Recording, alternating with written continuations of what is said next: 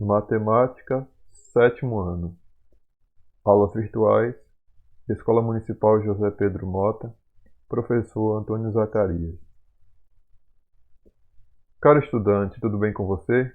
E aí, está se protegendo? Está se cuidando? Ainda estamos em isolamento social e é preciso que todos permaneçam em casa, façam sua higiene, né, siga as recomendações das autoridades de saúde para que a gente possa conter o avanço dessa pandemia em nosso município, certo? Mas não se esqueça de estudar, ok?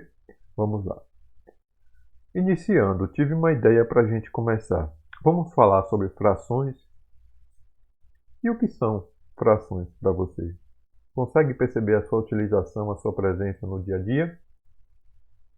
Se não percebeu, vamos perceber a partir de hoje, certo? Vamos lá. A definição de fração. Fração é uma forma de se representar uma quantidade a partir de um valor, que é dividido por um determinado número de partes iguais. É representar, em outras palavras, né? É representar uma quantidade a partir de uma divisão. Ou seja, nós dividimos um inteiro, né, um todo, e tomamos, né, determinada parte, determinadas quantidades dessa divisão. Isso significa a fração. Nós podemos olhar aí nas imagens.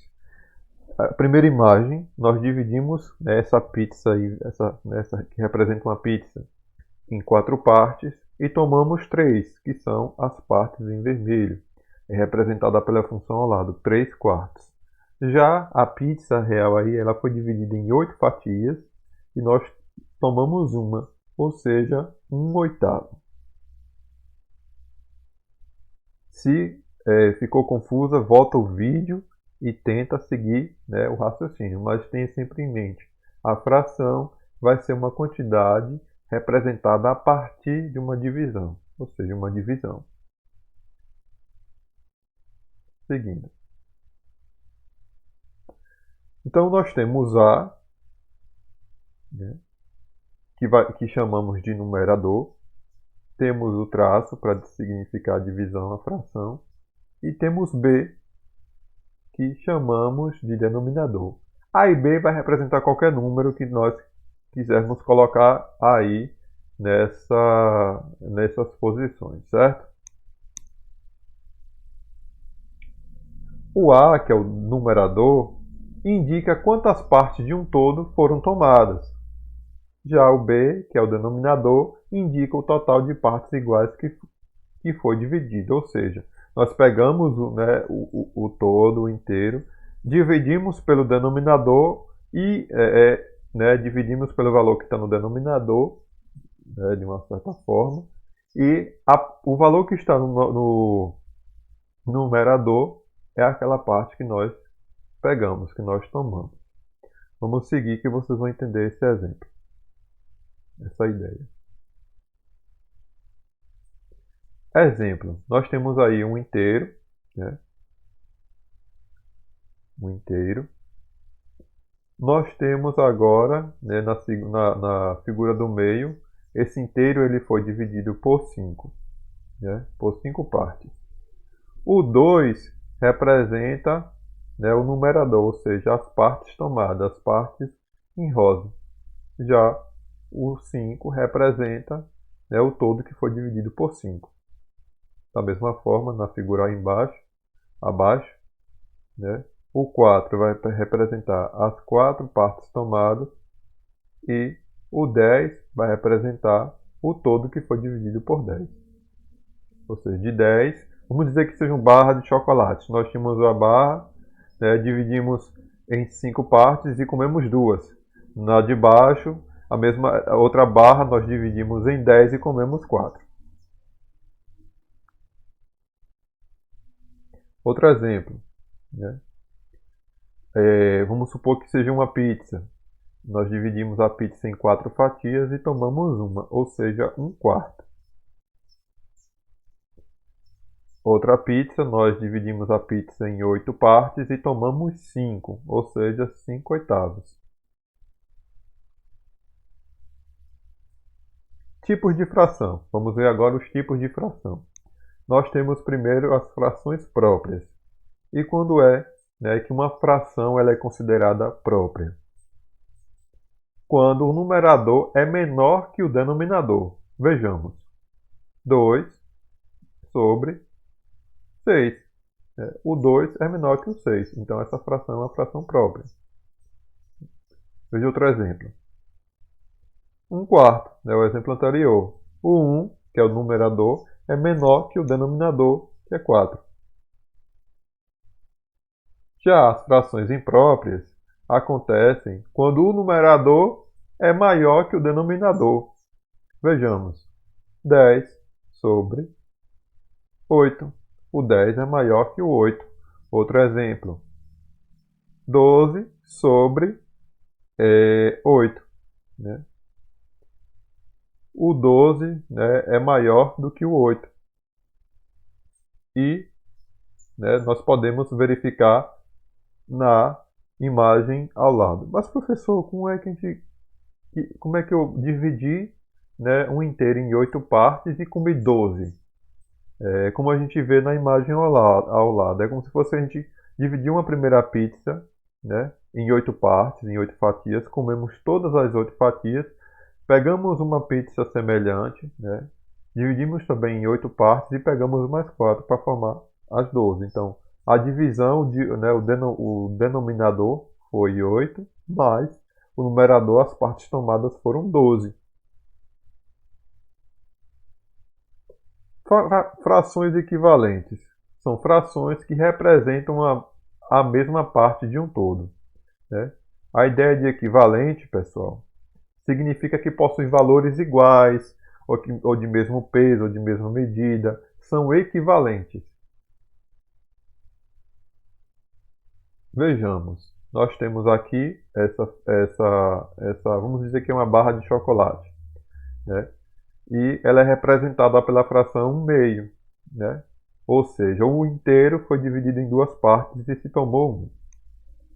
Vejamos agora esta segunda figura, né? Que é representada pela fração 2/4, ou seja, de 4 partes se tomou 2. E uma terceira figura, né? Representada pela fração 4/8, ou seja, de 8 partes se tomou 2. Mas reparem que essa parte em vermelho ela permaneceu praticamente igual. O que mudou foi o número das divisões, ou seja, foram divisões cada vez maiores, né, em espaços cada vez menores, mas 1/2 é a mesma coisa de 4/8, se vocês perceberem. É a mesma coisa de 2/4, enfim, 2/4 é a mesma coisa de 4/8. Então, são funções equivalentes. Nós dizemos que 1/2 é equivalente a 2/4, que é equivalente a 4/8. Vamos ver aqui, ó. 1/2 é equivalente a 2/4, que é equivalente a 3/4. E como nós chegamos, né, a esse resultado, nós multiplicamos os numeradores por 2 e também os denominadores. Ou seja, se para que haja uma função equivalente, toda operação que for realizada com os numeradores deve ser de igual forma realizada com os denominadores. Mais uma vez, nós multiplicamos por 2 e chegamos a 4/8. Simplificando frações.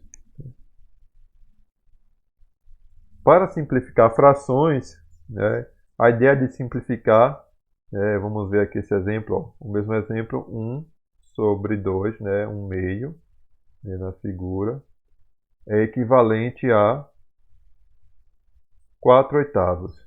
Essa ideia de simplificar é a mesma ideia de equivalência. Né? Tá interligado. Se você fala em funções equivalentes, você consegue simplificar as funções. Perdão, as frações. Se você fala de frações equivalentes, você consegue simplificar essas frações. Ó, pessoal, uma observação. Se em algum momento eu falei de funções, é porque eu me atrapalhei. São frações, certo? Vamos seguir simplificando as frações.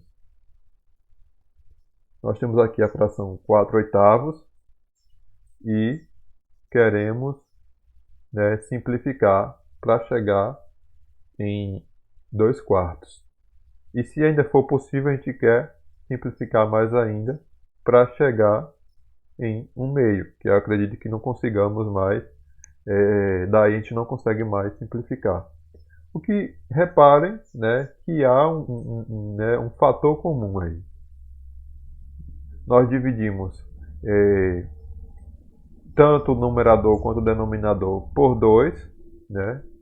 4 por 2 dá 2, 8 por 2 dá 4, e mais uma vez nós dividimos 2 por 2 dá 1 e 4 por 2 dá 2. Ou seja, nota-se um fator comum, que pode ser o menor divisor comum ou o maior divisor comum. Nesse caso, foi o 2 que foi o fator comum, né? Aí você pode lembrar do MDC, dos divisores comuns, né? Lá da aula anterior.